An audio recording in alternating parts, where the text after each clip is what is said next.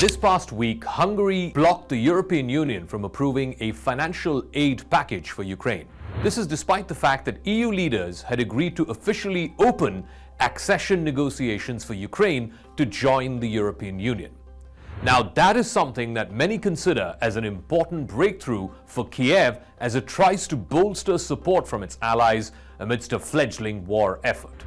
Charles Michel, the president of the European Council, said that all but one of the European Union's 27 countries backed this package of 50 billion euros in financial aid for Ukraine. One leader could not agree on this. Mr. Michel said this at an impromptu, hurriedly put together press conference at 3 in the morning. He was, of course, referring to Prime Minister Viktor Orban of Hungary. He said that leaders would reconvene early next month to try and reach a unanimous agreement. Now, they have to have unanimity for this 50 billion aid to go through to Ukraine. Orban, who in the past has delayed some of the EU's sanctions against Russia, is seen as President Vladimir Putin's closest ally in the European Union. Orban had said earlier that the aid to Ukraine should be extended only after elections that are slated for later this summer happen across Europe. Now, the reason why he has put that argument forth is because most of the recent elections we've seen in Europe have seen the emergence of far-right parties who are far less amenable to Ukraine's demands. They're also more open to doing business with Russia. On Crux Decode, what are the implications of Hungary's opposition to Ukraine getting more aid? How much more time will it take for Ukraine to actually get full membership of the European Union? And most importantly, with the American funding tap seemingly drying up, will Europe now have to take a more proactive stand if Ukraine were to continue this war?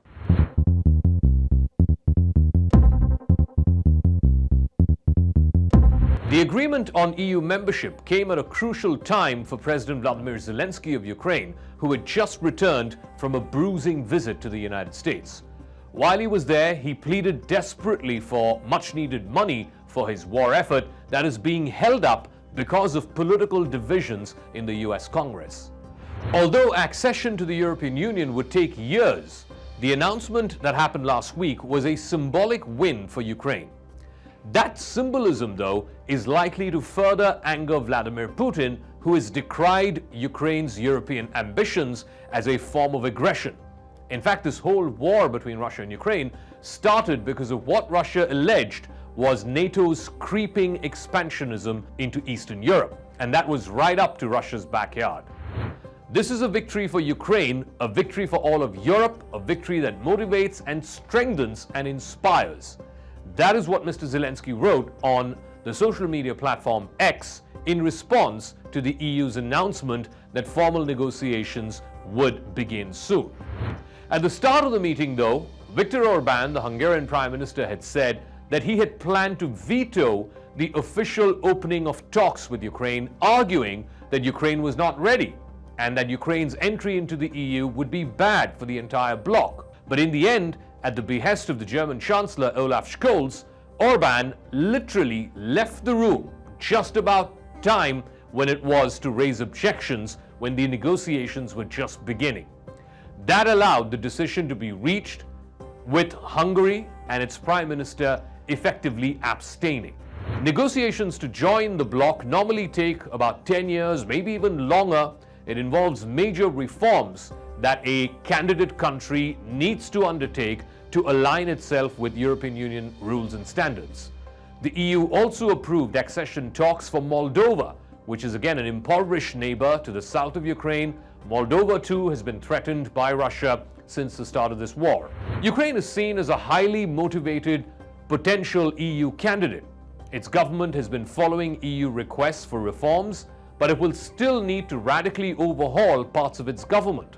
It will also have to apply a raft of stringent rules in its economy, in its political administration, and its justice system to one day be able to qualify for accession to mainstream Europe. Ukraine can withstand a small delay, a few months, for the approval of the aid package from the EU. In fact, the EU has already placed funding for Ukraine from its current budget while the $50 billion is now earmarked for a new aid package which is known as the Ukraine Facility. That Ukraine Facility would provide monies for Ukraine to continue with its war effort from 2024 through to 2027. Now, critics have argued Hungary's objections to Ukraine's formal membership and the long-term funding have nothing to do with Ukraine, or even for that matter, Viktor Orban's perceived friendship with Vladimir Putin. And they are perhaps best understood as an effort by Orban to extract more funds from the European Union, which were originally earmarked for Hungary. That money has been frozen over its violation of different EU rules.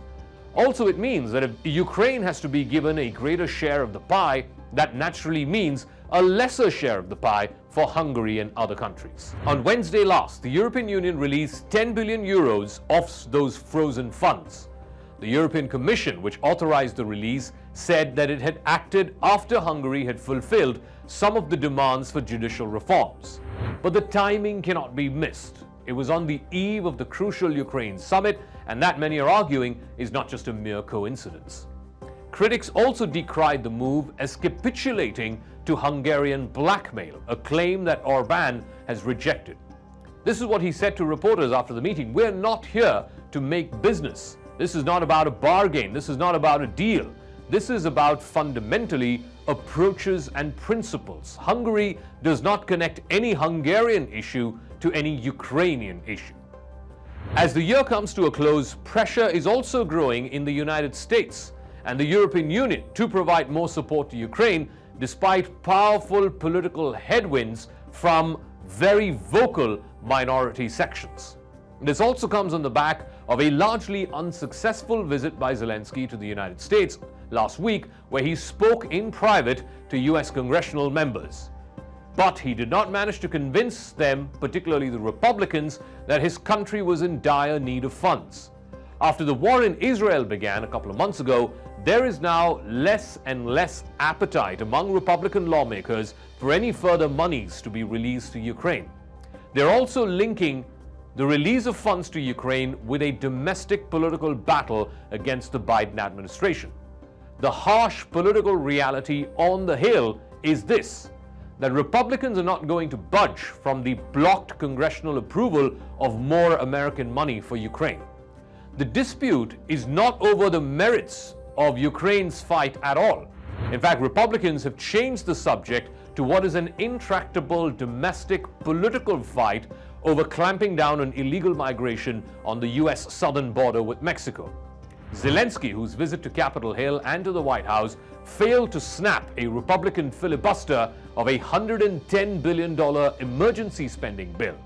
Part of that fund includes $50 billion more in security aid for Ukraine. He made the case that supporting Kiev would protect the West by preventing Vladimir Putin from seizing more of Europe. He was only told by Republicans that this was besides the point. Zelensky's visit to the Capitol Hill was a vivid departure from his previous trip. A year ago, he was largely hailed by lawmakers on the Hill as a hero. They invited him to address a joint meeting of the Congress. They capped off his trip by overwhelmingly approving a $50 billion aid package to also arm Ukrainian fighters. This time, with American support for sending aid to Ukraine deteriorating, particularly among GOP members of the Congress, the reception was much more frosty. In fact, some Republican senators made a point of doing a media tour preemptively criticizing Zelensky for the visit. They also complained that his coming in the middle of this political crisis was not necessary at all. If indications from the other side of the Atlantic are this negative for Ukraine, then clearly the signal to Europe is very present and very clear. And that is, Europe needs to start picking up much more of the slack and much more of the tab on behalf of Ukraine. 2024 is not going to be easy, either from the point of view of Kiev or the point of view of Brussels.